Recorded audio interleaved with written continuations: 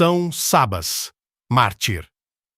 Da nação dos godos, Sabas era filho de pais católicos, que se esmeraram em lhe proporcionar uma educação rigorosamente católica. Vivendo no meio de arianos, com o máximo cuidado, afastaram do menino todas as influências da heresia. Tiveram, pois, a satisfação de verem seu filho desenvolver-se física e moralmente, sendo ele desde pequeno amigo da oração e das coisas divinas. Não descuidando o estudo das ciências e artes, era ele mestre na ciência dos santos. Jovem ainda, muito trabalhou pela conversão de idólatras e hereges. Mortos seus pais, destinou grande parte de sua fortuna aos católicos pobres, que sofriam cruel perseguição da parte dos godos. Corajosamente os defendia, sempre que as circunstâncias o aconselhavam, e seu desejo era um dia alcançar a coroa do martírio. As autoridades e pessoas de influência entre os godos eram pagãos e tudo faziam para prejudicar a religião cristã. A perseguição começou com a ordem dada aos católicos de comerem a carne dos animais mortos no culto dos deuses. Pagãos havia que, para salvar a vida de católicos seus parentes, fizeram clandestinamente substituir a carne sagrada por outra comum, enganando habilmente a vigilância dos guardas. Sabas declarou-se francamente contrário a este praxe e disse não poder reconhecer como cristãos aqueles que desta maneira pretendiam iludir pagãos e católicos. Este seu enérgico protesto salvou a muitos da queda.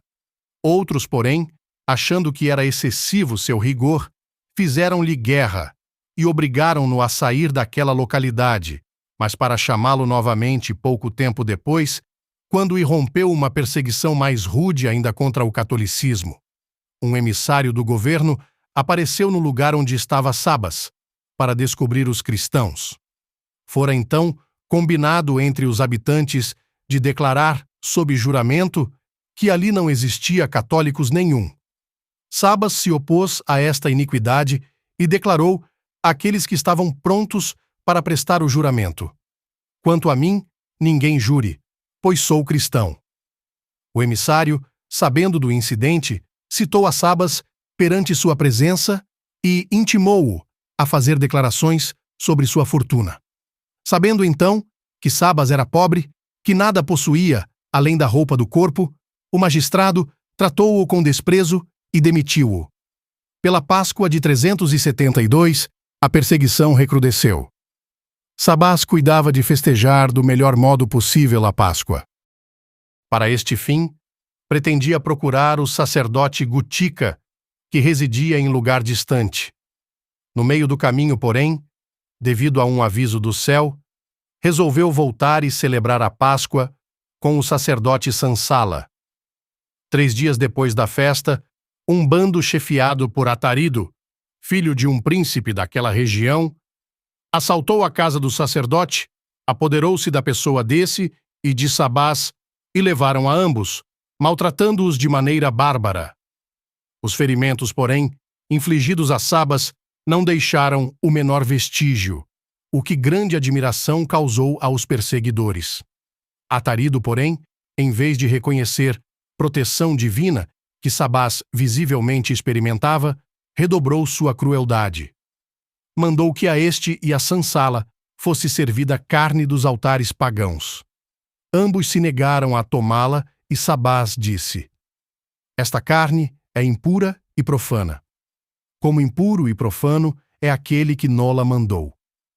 Sabas estava ainda falando quando um dos soldados com toda a força arremessou a lança contra seu peito. Os circunstantes julgavam já morto o santo homem, quando este, sem o menor sinal de perturbação, continuou: pensas, talvez, que assim me podes matar? O golpe de lança que contra meu peito dirigiste não me fez maior mal que se me tivesses atirado um floco de lã. Atarido, ainda mais excitado, deu então ordem de entregar Sabas à morte. Sansala recuperou a liberdade. Sabas, porém, foi conduzido à margem do rio para ser afogado.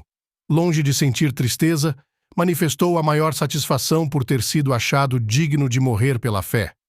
Os soldados, movidos por sentimentos humanos, ofereceram-lhe ocasião de se evadir. Sabas, porém, disse-lhes: Fazei o que vos foi ordenado. Eu vejo na outra banda o que vós não vedes. Eu vejo ali os mensageiros de Deus, que vieram buscar minha alma e conduzi-la à glória eterna. Os soldados, então, o amarraram e atiraram-no à água. Este acontecimento teve lugar aos 12 de abril de 372, quando eram imperadores Valentiniano e Valente. Os soldados tiraram da água o corpo do mártir, deixando-o insepulto na areia. Júnior Sorano, duque da Sítia e grande servidor de Deus, mandou buscá-lo e decentemente enterrar na Capadócia. Reflexões. Foi uma grande felicidade para São Sabas, Deus, ter-lhe dado bons pais que solidamente o instruíram nas verdades da santa religião, preservando-o, assim, do perigo de cair nos erros da heresia. Grave é o pecado dos pais que se descuidarem no cumprimento do dever de ensinar a seus filhos as verdades da religião, principalmente quando existe o perigo da heresia. Peca o católico quando voluntaria e desnecessariamente se expuser ao perigo de perder sua fé, o que acontece com a leitura de livros heréticos, com a convivência com pessoas anticatólicas. A leitura de livros heréticos é proibida sob pena de excomunhão. Sabas era um santo homem e bem firmado na fé. Não obstante, ele fugia do veneno da heresia como de uma cobra. Muito mais razão temos nós para evitar todo o contato com os hereges, suas obras e sua literatura.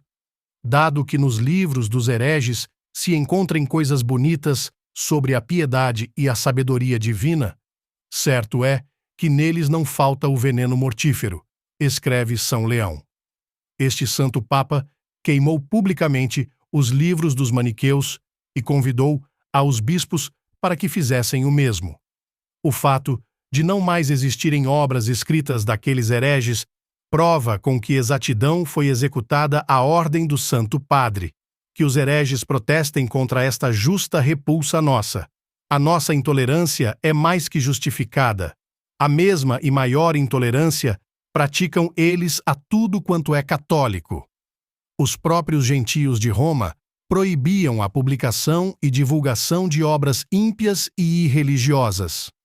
A própria Bíblia conta que em Éfeso, os cristãos, animados pela pregação de São Paulo, trouxeram os maus livros e os queimaram publicamente. Atos 19:19.